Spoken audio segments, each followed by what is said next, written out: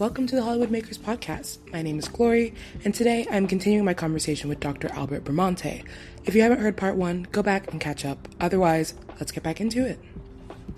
I heard this from another psychologist who said that we have about 70,000 thoughts that enter our brain on a daily basis.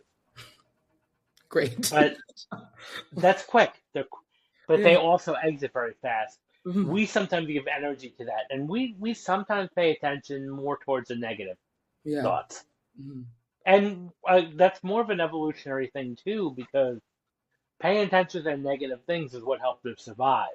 Yeah. Like you mentioned, the safety, right? And like Yeah, having, the safety net, of yeah. course. And Mhm.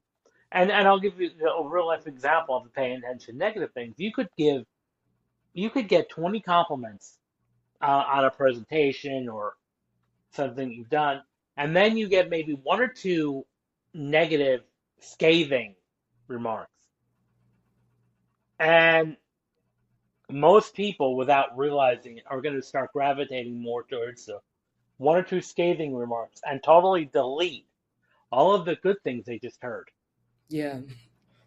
Mhm. And it's like, and I learned this too as being a college professor. The one lesson that I think I've learned the most from doing this work for over 20 years, you're not going to please everybody. Yeah. And, usually in a typical semester when I was teaching full time, I would have up to a couple hundred a semester students. Now part time, I have about between 65, 75 a Mhm. semester and like combined in these different classes. Not everybody's going to be a fan. Yeah. And I've learned this too. I could have a lot of people say, students would say 90% of them, it's a great class, best class ever. And then I would have a small handful that would say, this class was a waste of time, the professor didn't know what he was doing and all of this stuff. And the reptilian part of my brain, oh no, you know, the Mhm. 10% said that I don't know what I'm talking about. And all of this stuff. And I'd be forgetting about the 90% who said that this was a great class. Yeah. Exactly. So it's also learning to be able to sift through because when people are in a really insecure or negative state on their own, they tend to project it onto other people. Yeah. They tend to project. So anytime like you're a business person, you get a customer or a client that complains about you, what sometimes you have to do is what I advise everyone to do is to separate. Okay, is this a legitimate complaint, like maybe some, a feedback point, or is this someone just wanting to complain? Yeah. Because there's thousands of people like that on the internet that would Mhm. just love to just Yeah. complain to complain, just to complain. Mhm. So if it's that, then we have to learn to ignore that. But again, if there's some feedback, because even sometimes in my evaluations, if I would get a critical mark, I'm like, yeah, that makes sense. Okay, maybe I'll do something differently next time. Yeah. I can do that differently next time. It's a good feedback point. Yeah. Again, feedback. Yeah, that's what I wanted to like kind of ask is the two concepts, right? Of one being able to take negative things and turn them into feedback, right? But then also not having to focus on only the negative things and knowing that you if the like overwhelming majority of Hmm. that feedback is positive, not harping on that. But it's like I think that's where something for me specifically, I think I've struggled to find that balance of like, Oh okay, yeah, yeah, so like have I. So have I. you Absolutely. know, Totally relate to that. Yeah. just And even when you look at it as feedback, then it's not negative. mm, It's okay. Yeah, you have a point here. mm, Um, Good. I'll do that next time. Thank you for that. mm. Or it's just like, well, you didn't like the course, or they didn't like their grade. So, yeah, I mean, Like, oh well, oh, sorry, yeah, you feel that way, but I'm gonna do what I need to do, and yeah, so and naturally going like even and I tell other young teachers this too now. When you give when a student earns a bad grade, they may not like the class. That's kind of self-explanatory. It's going to happen. You'll never hear a student say, "Yeah, this is the best class ever," but I failed it. It was just, no. yeah. Mm. Yeah, and that kind So of goes back to what you were saying about the people will project their own things onto other people, right? Where it's more like their own problem, and you have to remember to separate the two, right? And being yeah, like, this is not about me. Oh, absolutely. And even with naysayers in your life too, because a lot of actors I work with, I mean, they're primed to get a lot of critical family members and, Oh yeah. oh, you're in this, thankless profession and all Mhm. this type of stuff. Because I remember a while back I was having lunch with a client and she was like really concerned because her partner, significant other, would always would always like ridicule or poo-poo her dreams of being an actor. Mhm. Every moment that they talked about something about acting, because he had something to say critically about that. Yeah. And she wanted my, kind of insider advice on how to, get him to appreciate that. And, I remember just having a conversation where like, I was like, well, did you think of the fact that he may be fearful of you leaving him? So, like, let's say you get this role or you become a successful actor. When you become one, I always like to say when. Mhm. Well, he's worried about that you may leave him or not be in love with him anymore. Yeah. That's true. And I was like, so it may have nothing to do with you. It's the way he's looking at the Mhm. industry. So, and I could see the wheels turning, and I don't know specifically what happened, but I know like, Mhm. a year later they were no longer together, which I thought, Okay. that might have been Mhm. better off. But Mhm. and it's not easy to do that. I get it, but sometimes you have to look at the critics in your life, as maybe they're working from a place of insecurity, Yeah. of their own dreams, and they're just resentful because you're achieving your dream. Yeah. That's something too that I think is a really interesting idea because I think it's something that like a lot of people almost like kind of intuitively know, but I think sometimes you like talk yourself out of that. You're like, no, no, no, I'm being too like self-absorbed. It's like it's not that people are just, thinking this because of their own stuff. It has to be about me. Like or at least like that's kind of like what I hear a lot of people around me kind of saying, where it's more like, Hmm. oh no, it's not that they're fine. It's more me. And I'm like, okay, but like there is sometimes I think it's hard to not feel like it's an ego thing, right? Of like, oh, Yeah, people are just hating on me to hate on me. yeah, and absolutely, because people that are truly confident and happy are not going to be hating on people, Yeah. are not going to be, I mean, of course, now you may have people that will challenge you and maybe play devil's advocate sometimes. That's a totally different ball game, Yeah. whereas, like a friend telling you what you may not want to hear at the moment, Mhm. but that's because it's there to help you Yeah. rather than to put you down. It's there to kind of like, okay, did you think about this? Because it's still at a place of I'm building you up. Yeah. Mhm. It's like from the place of more like, okay, yeah, I'm wanting the best for you genuinely versus like just the kind of criticisms without anything Yeah, else. or I'm holding you to a higher standard of yourself. Yeah. You be accountable. Yeah.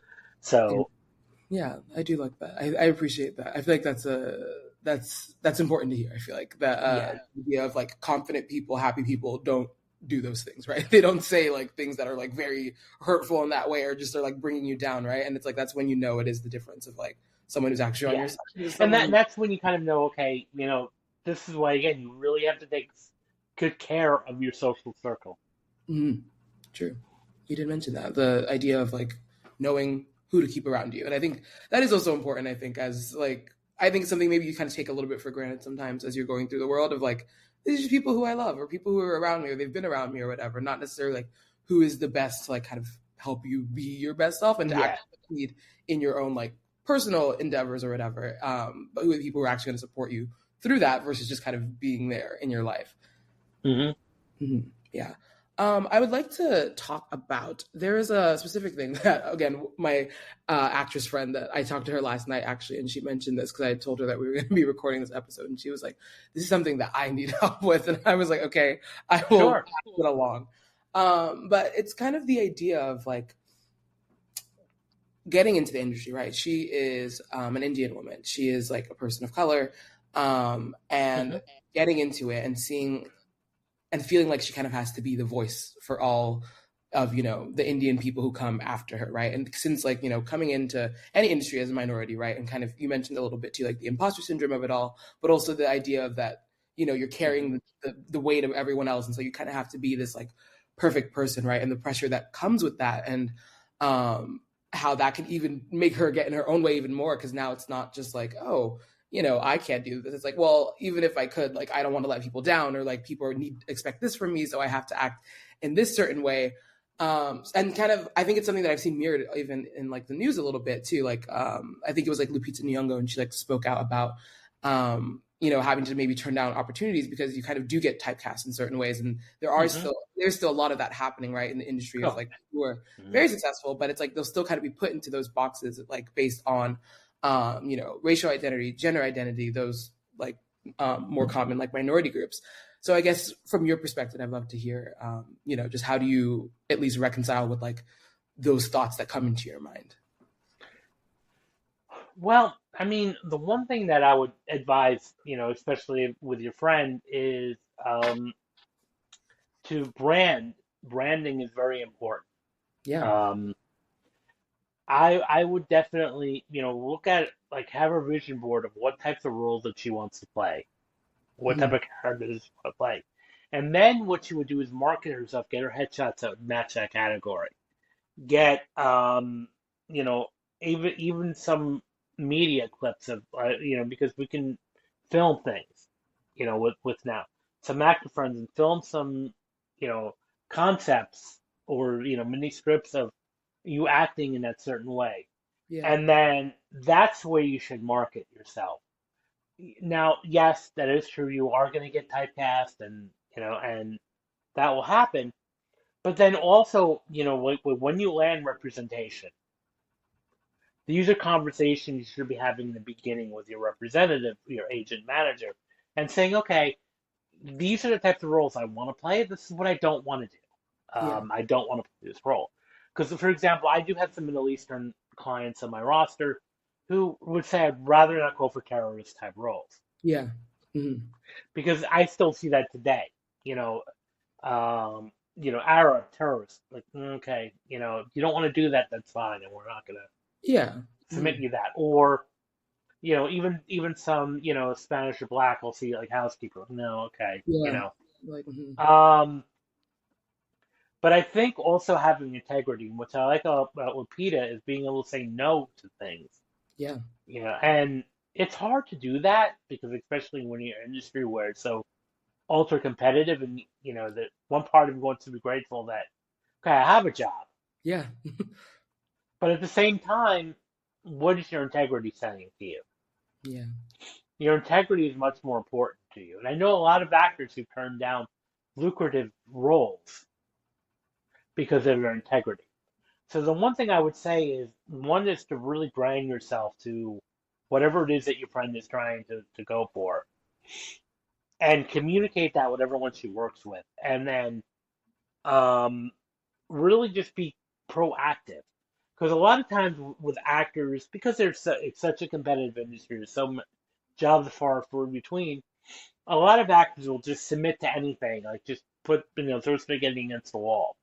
Yeah. So the one thing I would really recommend to do is be curate, and Mhm. be critical of the types of jobs you're applying for, and again having those communication if you have other people on your team that are also pitching you for roles. Yeah. And so that would be the one thing I would really say is transcend those opportunities. So, um, and there's also this is also a great time for diversity. Yeah. Mhm. And what we also need is not just diversity in front of the camera, but behind the camera. Because it's hard to tell, like, an Indian story if you have a white, and I'm sorry to say this, but if you have a white person writing that. Yeah. The same thing, I remember once I had one of my friends, colleagues, casting director, who, met, was right about to cast was requested to cast the project, and it Mhm. was about the black experience, but the writer was white, and it's like, okay, Like, well, what do you mean? no, no, Yeah. and she turned it down because she's like, look, I can't, I don't see the authenticity here. Yeah.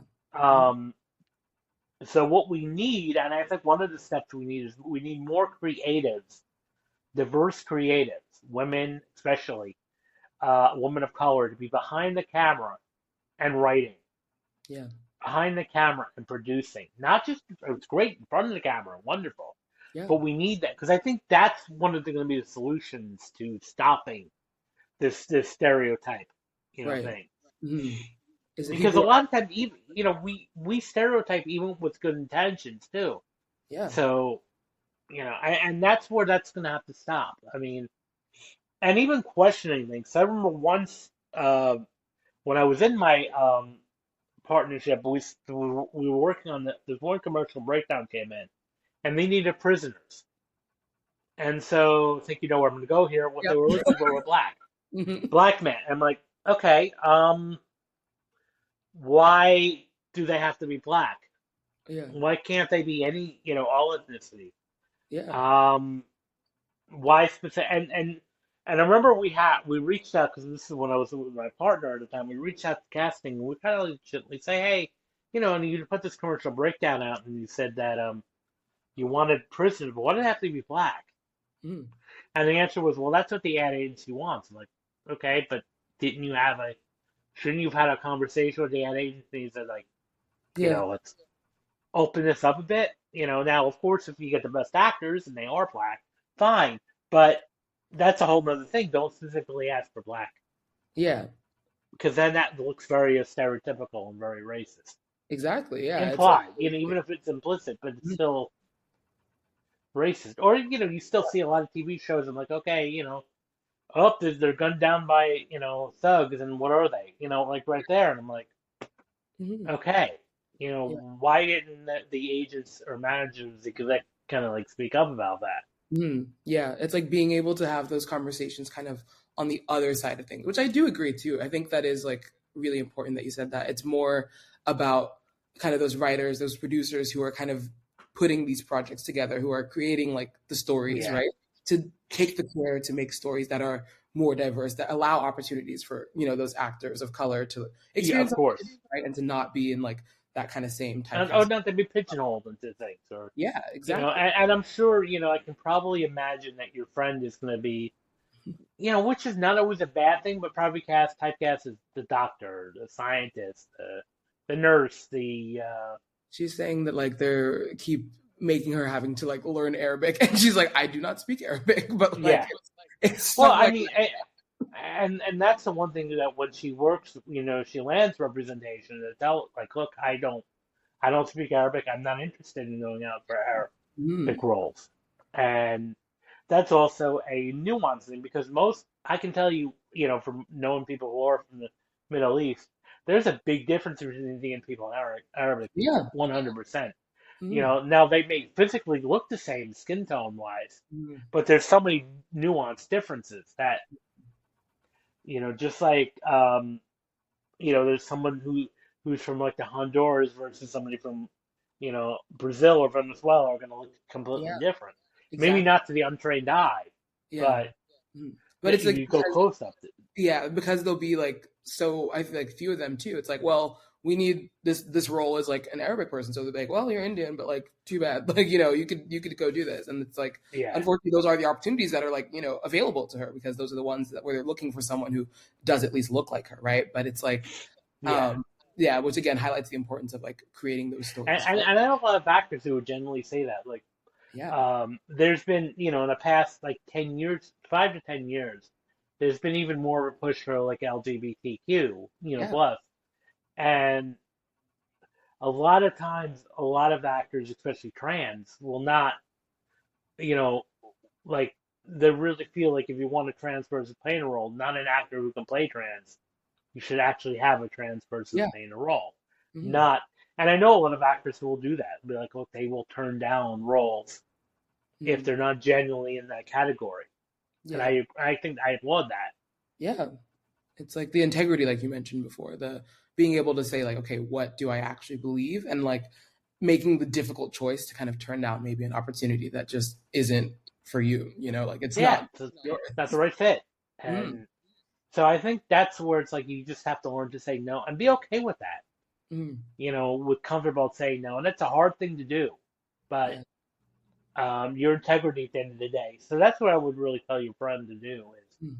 Yeah, I You know, agree. be And I sort of mindful. kind of the same thing a little bit. I was like, especially the branding part. I mean, for me, like being in marketing and branding, I'm like, the thing is, like, you can shape the image that people have of you, right? And I Absolutely. obviously we fall into the trap of like, I'm the only black girl in the room, so I really have to represent for everyone. But I'm like, you know what? What I am is me, right? And so I can do Yeah. that the best. And so I'm going to give you that, and hopefully that might change your perception or something. Yeah. That regardless, I'm kind of just going to come as like my most authentic self and do what I came here to do, which is, whatever it Yeah. is. And if it's not the right vision, because Yeah. one story I'll tell you, this is kind of a client had called this outrage. She was on the voiceover. She's a black female, really good voice, amazing voice, good for voiceover. And she was working for a client, it was some software company, and she was reading the copy into the voiceover. And they said to her, "Look, we need you to sound more urban." Yeah. That's it. Whoa, and that's where I was like, "Why?" Yeah. And so that goes again with the branding. And again, they were white, the creators. So there you go. Mm-hmm. So Yeah. what we need to do is be very mindful. We need more people that are diverse in those writing rooms. Mm-hmm. Now, that may not be an overnight solution, but that's what I would definitely suggest what we need to do. Yeah, that is like the Um, long term idea. And I think it's like, I feel like the shift is happening. You see it like a lot more. oh yeah, it's definitely happening. I mean, Mhm. it's I'd say the past 10 years it's gotten a lot better. I Yeah, mean, we still need work to do. sure. We still have a lot of work to do, but I think it's getting better. Yeah, I agree. Yeah, I guess like maybe kind of one last question or maybe like a closing, any Sure. closing thoughts Hmm. that you have. But I guess just if you could give like any advice in general for people in the industry, right? Like this is a tough industry. It's competitive, like I mentioned, all the rejection, all the, you know, negative things that happen with it. If there's like one thing that people should take away from everything. Well, I mentioned the feedback, the failure feedback. The last thing I will say is the word rejection. Mm, No, I think it sounds very personal. It sounds and it's not. It's not personal when you don't get the yeah. role. So what I often say, this is a quote I read. I don't remember the author or if even there was one, but it was like, there's no such thing as rejection. Only a simple reminder that your services are not needed today. Mm, So I think if you can start separating yourself from, when you get that no, it just means not today, not now. It's mhm. rarely not ever. We internalize that. Yeah. We take it as It's like kind of. catastrophizing things. Hmm. Yeah. Yeah, and the kind of like you said, going back to the worst case scenario, and like it's all become that bad, but it's really just like, yeah, not today. That was reminds me of something I heard recently. Someone I went to like an event, and there was like a keynote speaker, and she had said it's not rejection, it's redirection. It's just Yeah, like exactly. So, stop. and that's when people say, I'm like, like I know, and sometimes I'll be a little sarcastic, but when people say I don't want to reject, well, what rejection? Yeah, What, what? You know, there is none. It's we create the story. So exactly. that's what I would say is work, recreate the story. Yeah, I love that. That's amazing, and that's a beautiful thought to leave us with. Thank you so much once again for joining us. I feel like this has Thank been you so such a, much for having me. of course, it's been a great conversation, and yeah, we'll talk to you later. See you later. Thank you all for tuning into today's episode. Remember to like, subscribe, and be a part of the Hollywood Makers community. We have more great things coming your way, so stay tuned. Once again, I'm Glori, and I will talk to you next time. Bye.